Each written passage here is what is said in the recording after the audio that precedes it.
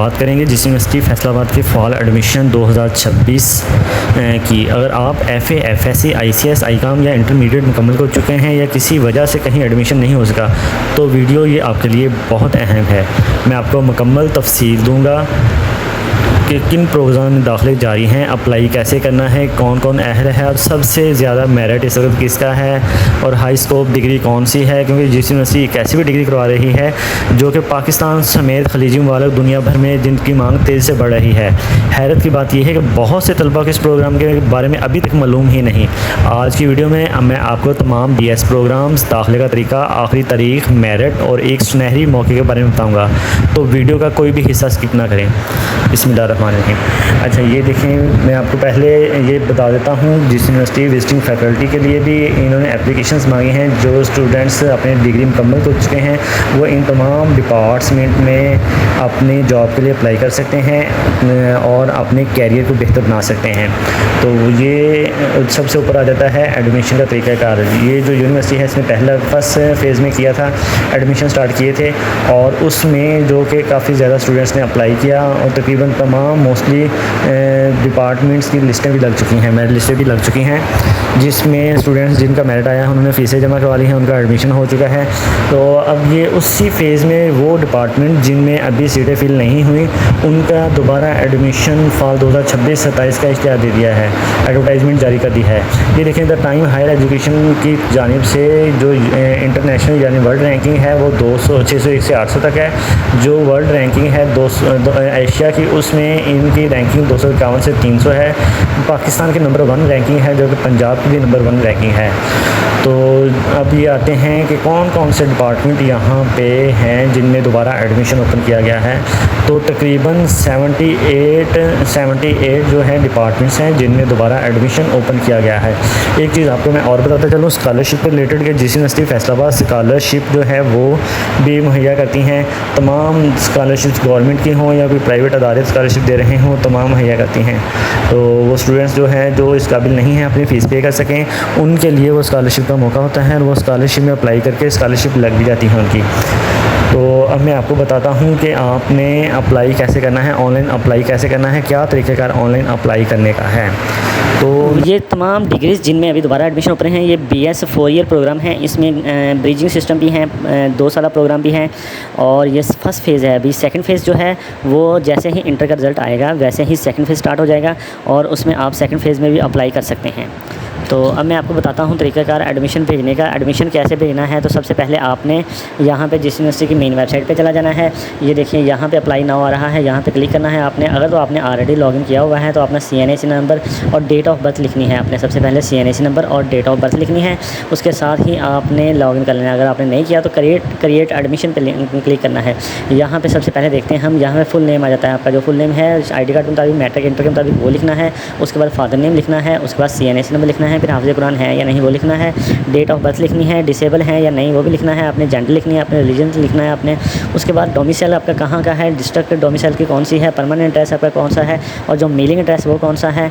तो उसके बाद आ जाता है अपनी ईमेल ID, मोबाइल नंबर, अपना पासवर्ड लगा लेना है आपने और ये कैप्चर देना है। ये कैप्चर जो लिखा हुआ है ZCTMY जैसे ये लिखा हुआ है ऐसे ये कैप्चर लिख देना है। Z छोटा बड़ा होगा, C फिर लिखें, फिर T फिर M फिर Y लिख के तो फिर आपने उसको सेव करना है। सेव करने के बाद यहाँ पर आना है, CNAC नंबर देना है और यहाँ पे डेट ऑफ बर्थ आपने ऐड करनी है। अगर आपके पास डेट ऑफ बर्थ से ओपन नहीं हो रहा तो फिर ये क्लिक यहाँ पे करना है, try with now with password.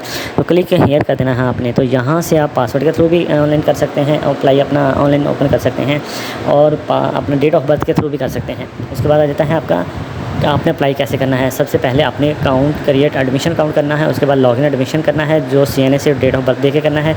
ये तीसरा तरीके का है, अपने पर्सनल इन्फॉर्मेशन लिखनी है जिसमें फादर नेम वगैरह जो मैं पहले आपको बता चुका हूँ वो लिखनी है। फिर उसके बाद आपने अपना फ़ोटो जो है पासपोर्ट साइज़ का फ़ोटो वो अपलोड करना है। वो अपलोड करके उसके फ़ौरन बाद आपने जो एकेडमिक डिटेल, मैट्रिक, इंटर जो है वो लिखना है। वो नंबर आपने ठीक लिखने हैं जो आपके नंबर हैं हासिल करदा। अगर आपका पार्ट 2 का रिज़ल्ट नहीं आया तो पार्ट 1 का रिज़ल्ट का लिखना है और अगर मैट्रिक कंप्लीट है आपका मैट्रिक का लिखना है। उसके बाद आपने एंट्री टेस्ट की डिटेल लिखनी है। एंट्री टेस्ट सिर्फ उनके लिए है जो कि अपना जैसे MPhil होता है, LLB है या कोई और प्रोग्राम जिसमें टेस्ट का कहा गया है वो एंट्री टेस्ट होता है, उनके नंबर होते हैं। उसके बाद आपने अच्छी तरह अपनी एप्लीकेशन को वेरीफाई कर लेना है। वेरीफाई करके फिर आपने फाइनलाइज पे क्लिक करना है। तो फाइनलाइज जब करना है तो बिल्कुल अच्छी तरह वेरीफाई कर लेना आपका जहाँ पे नाम, CNAC number, date of birth, father name, अपना डोमिसाइल वगैरह हर चीज़ कंप्लीट ठीक हो। अदरवाइज़ आपको बहुत मुश्किलात का सामना करना पड़ सकता है। उसके बाद आपका लास्ट स्टेप जो होता है वो वेरीफाई करने के बाद आपने फ़ी वाउचर प्रिंट करना है। वहाँ पे फ़ी वाउचर आ जाएगा, फ़ी वाउचर प्रिंट करना है और साथ में एडमिशन फॉर्म होता है, एडमिशन फॉर्म प्रिंट करना है। वो प्रिंट करके अपने फ़ी वाउचर जो है वो बैंक में पे कर देना है। बैंक में पे करके तो वो वाउचर अपने पास रख लेना है। उसको कहीं भी आपने नहीं लेके जाना या यूनिवर्सिटी कोई डॉक्यूमेंट्स आपने जमा नहीं करवाना। आपने जस्ट वो अपने पास रख लेना है। पोर्टल से अपना एडमिशन फॉर्म निकाल लेना, वो भी अपने पास रख लेना है और अपना मेरिट लिस्ट का वेट करना है। जब तक मेरिट लिस्टें नहीं लग जाती तब तक आपने वो डॉक्यूमेंट्स अपने पास रखने हैं। वो यूनिवर्सिटी लाने की ज़रूरत नहीं है, किसी भी यूनिवर्सिटी को नहीं अपने वो डॉक्यूमेंट्स देने या बाई TCS या बाई पोस्ट करने हैं।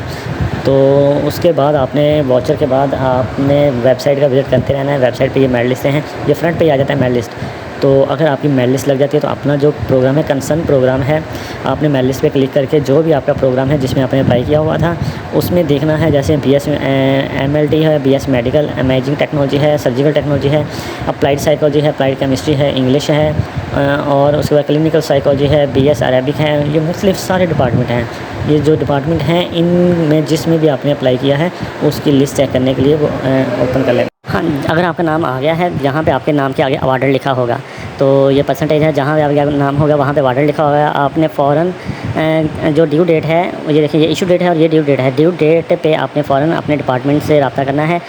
ओरिजिनल डॉक्यूमेंट्स लेके जाने हैं, वहाँ पे 2-2 सेट फ़ोटोकॉपीज़ के करवा लेने हैं, करवा के वो अपने डिपार्टमेंट ले जाने हैं।